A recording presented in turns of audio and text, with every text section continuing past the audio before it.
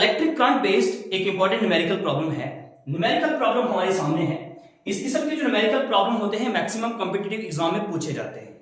But ये वाला जो न्यूमेरिकल प्रॉब्लम है ये पूछा गया था नीट 2016।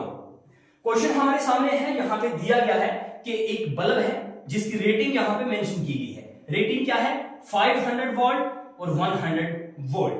और इस बल्ब को कनेक्ट किया गया है मेन सप्लाई के साथ। और मेन सप्लाई क्या है हमारे पास? 230 वोल्ट। अब ये कहता क्या है कि हम यहां पे इस सर्किट के अंदर कितनी वैल्यू वाला एक रेजिस्टर यहां पे अटैच करें, कनेक्ट करें, ताकि ये बल्ब प्रॉपर्ली फंक्शन करे। अब कहने का मतलब क्या है कि अगर हमारे इनपुट 230 वोल्ट है और यहां पे बल्ब जो है वो 100 वोल्ट का है, इसका मतलब क्लियर है कि अगर इतनी सप्लाई है, यहां पे बल्ब हम 100 वोल्ट का लगाएंगे तो ये बल्ब क्या हो जाएगा? फ्यूज हो जाएगा। अगर ये बल्ब प्रॉपर तरीके से फंक्शन करेगा, इसका मतलब यहां पे हमने कोई रेजिस्टर लगाया है। और क्वेश्चन क्या है कि कितनी वैल्यू वाला हम यहां पे रेजिस्टर अप्लाई करें ताकि ये बल्ब प्रॉपर्ली फंक्शन करे। सपोज कर लेते हैं हमारे पास वो क्या है? आर रेजिस्टर है। हमें क्या करना है? इस आर की वैल्यू को फाइंड आउट करना है, क्योंकि सप्लाई हमारे पास ये है, आउटपुट हमारे पास ये है। अगर यहां पे रेजिस्टर नहीं होगा तो ये फ्यूज हो जाएगा। कहने का मतलब ये है कि हमें क्या करना है? यहां पे एक रेजिस्टेंस क्रिएट करना है।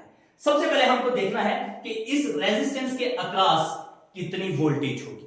अगर टोटल वोल्टेज हमारे पास 230 है, और वोल्टेज का कंसेप्ट ये रहता है कि इनपुट वोल्टेज जो है सर्किट के अंदर कितने आगे अप्लायंसेस लगे हैं उसमें क्या हो जाती है? वोल्टेज डिवाइड हो जाती है। अगर यहां पे 100 वोल्ट है तो यहां से क्लियर है कि इस रेजिस्टेंस के अक्रॉस 130 वोल्ट होगी। क्यों? क्योंकि सप्लाई हमारी 230 है और बल्ब हमारा 100 का है, और इस रेजिस्टर के अक्रॉस जो वोल्टेज होगी वो होगी 130 वोल्ट। अब देखिए हमने यहां पे V की वैल्यू को भी निकाल लिया, तो निकालना हमें क्या है? R। और हमें क्या चाहिए? I चाहिए। अगर हमें इस सर्किट के अंदर करंट का पता चल जाए कि करंट कितना है, V तो हमें पता चल गया है, तो हम आराम से R की वैल्यू को फाइंड आउट कर सकते हैं। अब इस I की वैल्यू कहां से निकलेगी? अब जैसे मैंने बोला कि वोल्टेज जो है सर्किट के अंदर कंप्लीटली डिवाइड हो जाती है। अब करंट के लिए क्या कंसेप्ट है? करंट के लिए ये कंसेप्ट है कि पूरे सर्किट के अंदर करंट जो है वो यूनिफॉर्म होता है। अगर मुझे यहां पे करंट चाहिए, इसका मतलब जहां पे जितना करंट होगा उतना ही करंट यहां पे होगा। अब यहां पे कोई प्रॉपर वैल्यूज नहीं है, प्रॉपर वैल्यूज कहां पे हैं? यहां पे हैं, बल्ब के अक्रॉस हैं, तो मैं यहां से क्या निकालूंगा? करंट की वैल्यू निकाल लूंगा।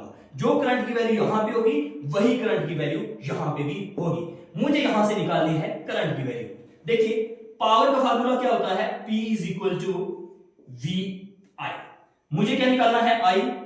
therefore I = P/V। पावर कितना है? 500 वोल्ट। 500 डिवाइडेड बाय वोल्टेज कितनी है? 100 volt, that is equal to 5 ampere. Current हमारे पास कितना आ गया? 5 एम्पियर। इस पूरी सर्किट के अंदर जो करंट होगा वो होगा 5 एम्पियर। यहां पे भी 5 एम्पियर, यहां पे भी 5 एम्पियर, और यहां पे भी 5 एम्पियर करंट होगा। अब मेरे पास करंट की वैल्यू भी आ गई है, मेरे पास वोल्टेज की वैल्यू भी आ गई है। अब मुझे क्या निकालना है? और अब ये वाली जो दो वैल्यूज हैं क्लियरली शो कर रही हैं कि आपको यहां पे क्या अप्लाई करना है? Ohm's law. तो ओम्स लॉ क्या है? V = RI। हमें क्या निकालना है? R की वैल्यू को निकालना है। जो R = V कितना है यहां पे? 130 डिवाइडेड बाय I कितना है सर्किट के अंदर? 5 एम्पियर। 5 दैट इज इक्वल 5 1 1 5 2 10 36 26 ओम। हमारे यहां पे जो R की वैल्यू आ गई 26 ओम। 26 ओम। अब हम इस क्वेश्चन को कंक्लूड करेंगे। कंक्लूजन में क्या आएगा कि अगर हम इस सर्किट के अंदर 26 ओम का रेजिस्टर अप्लाई करेंगे, 26 ओम का रेजिस्टेंस क्रिएट करेंगे, तो ये जो बल्ब है इस रेटिंग के साथ प्रॉपर्ली फंक्शन करेगा। आई होप कि आपको ये क्वेश्चन बेहतरीन तरीके से समझ आया।